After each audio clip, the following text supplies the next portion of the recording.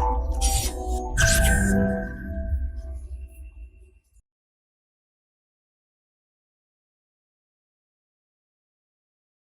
दोस्तों, this is Prem Sodani coming up with the next round of our new simplified. और आज के न्यू सिंप्लीफाइड में हम बात करने वाले हैं very very important areas of biodiversity, that is biodiversity hotspot.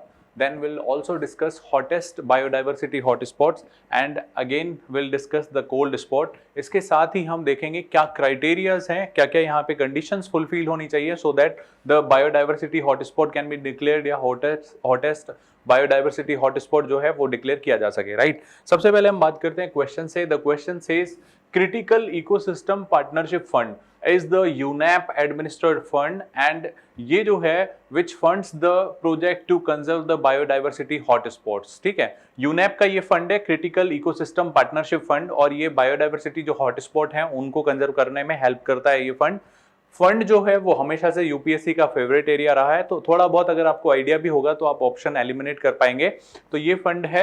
दूसरा है इंडिया के पास 4 बायोडाइवर्सिटी हॉटस्पॉट है. India has 4 biodiversity hotspot. So आपको करेक्ट ऑप्शंस जो हैं वो सेलेक्ट करने हैं और कमेंट सेक्शन में बताइए इसका आंसर क्या होगा. वीडियो के एंड में मैं आपको बताने वाला हूं इसका आंसर क्या होगा. साथ ही में आप सीख पाएंगे इस फंड के बारे में भी, कौन क्या इस फंड के अंदर करता है, क्या इसके मिशन है, वो सब हम एक एक करके सीखेंगे, राइट. सबसे पहले हम बात करते हैं जो हॉट स्पॉट हैं वो क्या होते हैं. सो यहां पे ध्यान रखना, the hotspots are the regions where species जो रिचनेस है that is very very high. ठीक है, बहुत ज्यादा यहाँ पे स्पीसीज की रिचनेस होती है. It may be plants, it may be the animal species, सब यहाँ पे काफी ज्यादा रहता है. लेकिन ये जो कॉन्सेप्ट आता है ये 1988 में नॉर्मन मायर करके एक साइंटिस्ट थे, उन्होंने ये कॉन्सेप्ट दिया था, that was the biodiversity areas. ठीक है, high biodiversity areas.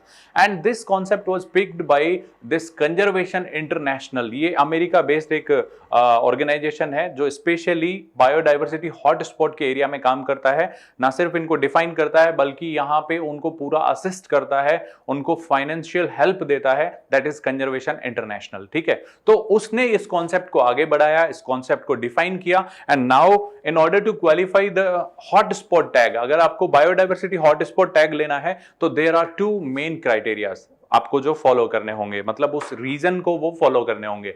The first criteria says कि वहां पे मिनिमम 1500 वस्कुलर एंडेमिक प्लांट्स होने चाहिए. एंडेमिक प्लांट्स होते हैं जो उस रीजन में ही हो और कहीं नहीं पाए जाएं. ऐसे प्लांट स्पीसी 1500 होनी चाहिए, 1500 plant species, and they must be vascular plants. Vascular plants क्या होते हैं? जिनके पास वस्कुलर टिश्यूज होते हैं, जैसे जाइलम एंड फ्लोएम. ठीक है, तो ऐसे प्लांट्स होने चाहिए. और ये जो प्लांट्स हैं 1500 प्लांट से ऊपर जो प्लांट है, they must be more than 0.5% of the total plants in the world. So first condition ध्यान रखना, 1500 vascular plants and they must be 0.5% से ऊपर ऑफ द टोटल जो प्लांट्स हैं ऑफ द वर्ल्ड. ये ध्यान रखना. दूसरी कंडीशन बहुत ही इंटरेस्टिंग है, दैट इज कि वो जो एरिया है वो बहुत तेजी से एक्सटिंक्ट हो रहा है या फिर वो अपना जो नेचुरल प्रेस्टाइन वेजिटेशन है उसका तेजी से लॉस्ट होता जा रहा है. सो 70% ऑफ द एरिया जो ओरिजिनल हैबिटेड एरिया था वो पूरी तरह से लॉस्ट हो चुका है. That is the second condition. Minimum 70%, यानी कि 80 भी हो सकता है, 90% भी हो सकता है. जो ओरिजिनली वो एरिया होता था उसका वो लॉस्ट कर चुका है. So these 2 are the very very important conditions so that कि हॉट स्पॉट जो है उसको डिफाइन किया जाए, right. So this is the condition. दो कंडीशन है, आपको ध्यान रखनी है. कॉन्सेप्ट किसने दिया? नॉर्मन मायर ने. ईयर था 1988. उसके बाद 89 में मैंने आपको बताया कॉन्सेप्ट कंजर्वेशन इंटरनेशनल जो है वो इसको आगे कैरी फॉरवर्ड कर रहा है, राइट. अब इसके बाद हम बात करते हैं इंडिया के पास कौन कौन से हॉट स्पॉट्स हैं, राइट. जब भी इंडिया की हम बात करेंगे तो India has 4 biodiversity hot spots. अगर इंडिया की बात करेंगे तो the first one is the Himalayas, right, the Himalayas. इसके बाद आपका आता है द वेस्टर्न घाट्स. ठीक है, this is western Ghat, this is one, and ये शेयर करता है इंडिया श्रीलंका के साथ. तो western Ghat and Sri Lanka, first one. Second आपका हिमालयाज. थर्ड है आपका दिस इंडो बर्मा रीजन, ये पूरा इंडो बर्मा रीजन है. And the fourth one is this is Indo Burma. And the fourth one is यहाँ पे अंडमान एंड निकोबार है. तो निकोबार एरिया जो है वो सुंडा हॉट स्पॉट का ही पार्ट बनता है, right. So this Sundaland. तो ये 4 इंडिया के पास है, ध्यान रखना. Himalayas, western Ghat shared with Sri Lanka, Indo Burma region, जो पूरा बर्मा वाला जो है एरिया मैं दिखाऊंगा आपको मैप में, एंड देन सुंडालैंड। ये चार जो है हॉटस्पॉट है इंडिया के पास। India is one of the mega diversity region of the world, ध्यान रखना। तो बहुत सारी हमारे पास भी बायोडाइवर्सिटी है, और ये जो हॉटस्पॉट है they only form 2.5% of the global land area, ठीक है, इतना ही है, but they cater around 45% of the animal species, plant species तो 50% ये कैटर करते हैं। सो ये बहुत ही इंपॉर्टेंट है, स्पेशली जब स्पीसी रिचनेस की बात करी जाएगी तो ये है आपके हॉटस्पॉट्स, राइट। तो दो क्राइटेरिया मैंने आपको बताया, कंजर्वेशन इंटरनेशनल का इसमें रोल मैंने आपको बताया, कैसे वो डिफाइन कर रहा है इन चीजों को, कैसे वो एक्सटेंड कर रहा है। इसके बाद इंडिया के हॉटस्पॉट्स हमने देख लिए। अब एक नया यहाँ पे मैं आपको मैप में एक बार दिखा देता हूं, that is Indo Burma region, Indo Burma hotspot. तो इंडिया का एक छोटा सा पार्ट है, ध्यान रखना, बाकी ये आप देख सकते हो ये बहुत बड़ा है, दैट इज बांग्लादेश भी आता है इसमें, म्यांमार भी आता है, and this is the region complete, China का सदर्न पार्ट, इसके बाद Myanmar, Laos, Thailand, Cambodia, Vietnam, this is the area Indo Burma hotspot reason.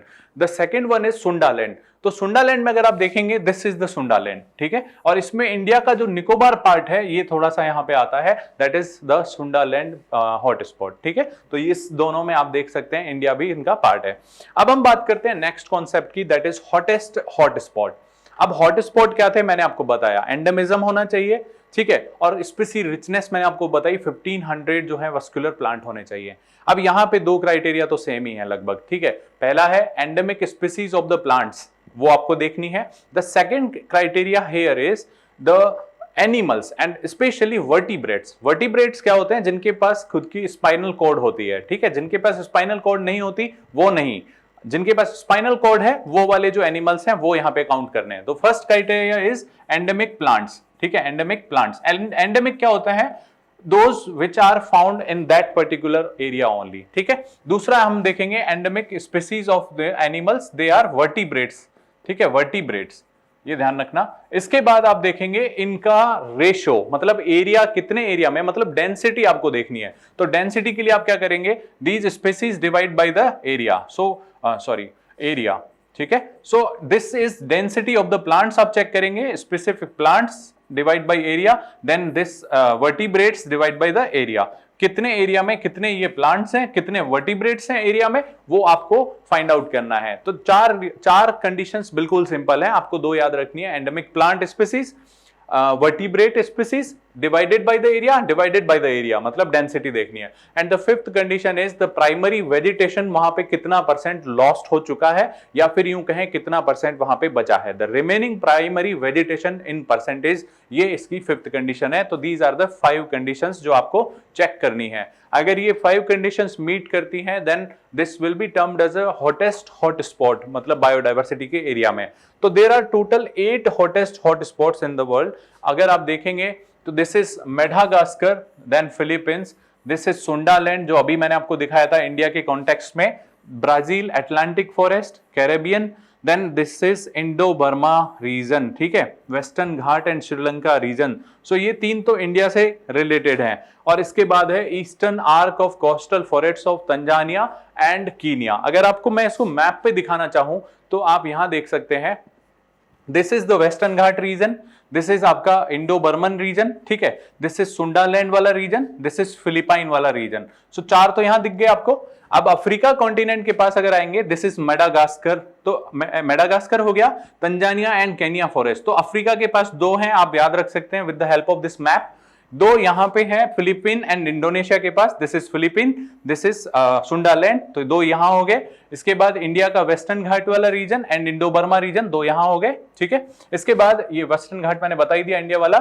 इसके बाद Caribbean, this is the Caribbean वाला, and here somewhere it is Brazil Atlantic forest. तो इस तरह से ये 8 हैं जो बहुत ही हाई बायोडाइवर्सिटी रीजन्स हैं, इसलिए इनको बोला जाता है हॉटेस्ट बायोडाइवर्सिटी हॉटस्पॉट्स, ठीक है। तो ये 8 हैं टोटल, आप याद रख सकते हैं, Kenya Tanzania arc, Madagascar, western Ghat of India, Indo Burma region, then आपका दिस इज सुंडालैंड वाला, एंड दिस इज फिलिपाइन वाला, and this is Brazil Atlantic forest, and this is Caribbean islands, ठीक है। तो आई होप आपको ये याद हो जाएंगे, 2 in America, 2 in Africa, then 2 आपका इंडोनेशिया फिलीपींस, एंड 2 इंडिया के पास वाला ये वाला western Ghat and Indo Burma, right. तो these were the areas. Now we come to the next concept, that is cold spots. Cold spot की अगर हम बात करें, सो हॉट स्पॉट में हमने देखा कि जो स्पीसी रिचनेस थी वो बहुत ज्यादा थी। यहां पे ऐसा नहीं होगा।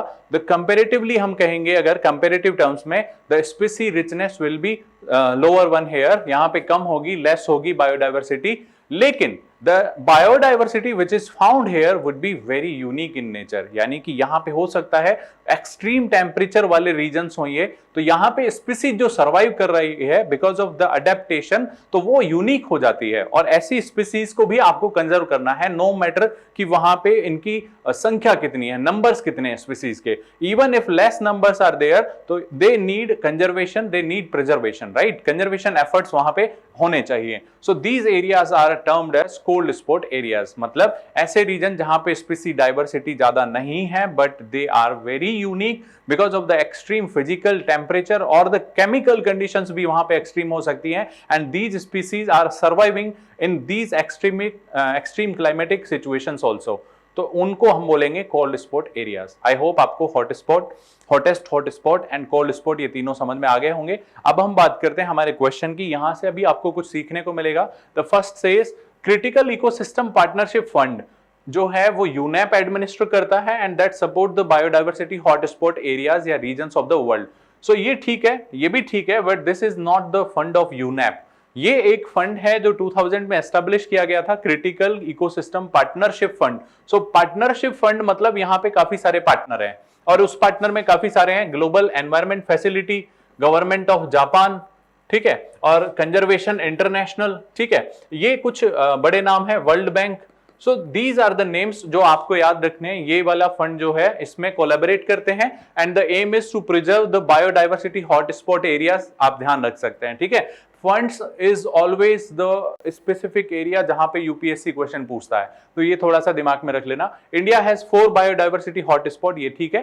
तो option 2 is correct one, but option 1 जो है वो करेक्ट नहीं है। अगर आप इसके बारे में थोड़ा देखना चाहते हैं अबाउट दिस पार्टनरशिप फंड, तो आप देखेंगे यहाँ पे agency France agency of development, conservation international, European union, global environment facility, government of Japan and world bank, ये सब कोलैबोरेट करके इन्होंने बनाया हुआ है। एंड दैट फंड जो है एम मैंने बता दिया, बायोडाइवर्सिटी कंजर्वेशन में, स्पेशली जो हॉट स्पॉट एरियाज हैं उनको कंजर्व करने में ये एफर्ट लगाते हैं, ठीक है।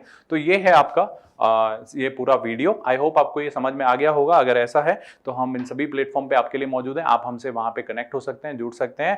Thank you very much for watching this video. Current Affairs by Forum IAS is an all-in-one program that covers the dynamic aspect of the syllabus from both prelims and mains perspective. Last year, we have helped more than 100 students crack IAS with our current affairs classes.